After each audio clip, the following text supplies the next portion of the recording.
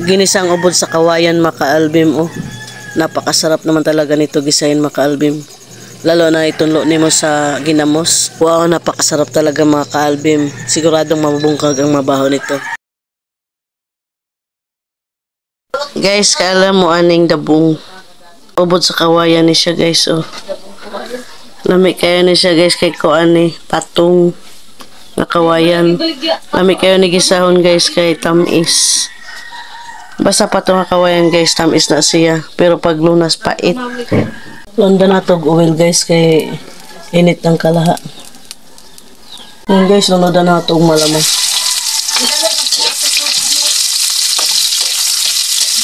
Ubod sa kawayan guys. Dabong ni sa amo ang tawagan.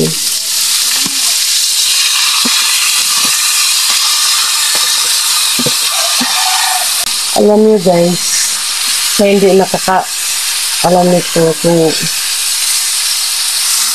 ano itong dabong. Napakasarap ito guys. Kahit bisahin lang.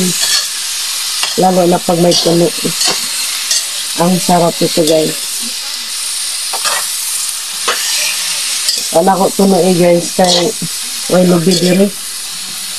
Mamuwak ka pud ta kung magtuno ta. Siyempre buta na ito ang mahog sa libosya.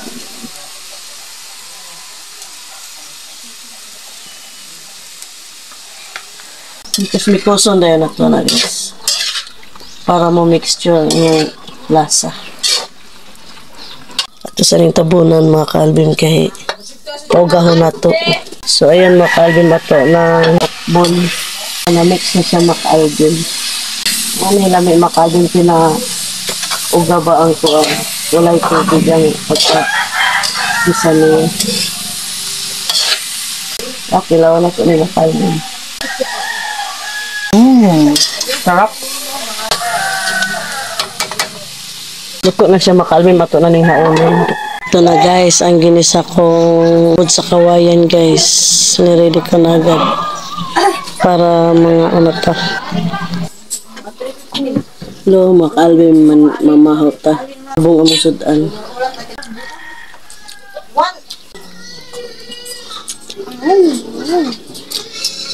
Kuya, yung kaon na siguro ito. Kaon na ito kuya. Tapos, bebe. Dami ay pagkagamus. Kung kailangan tagamus, sausawan.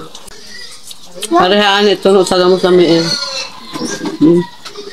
Pero,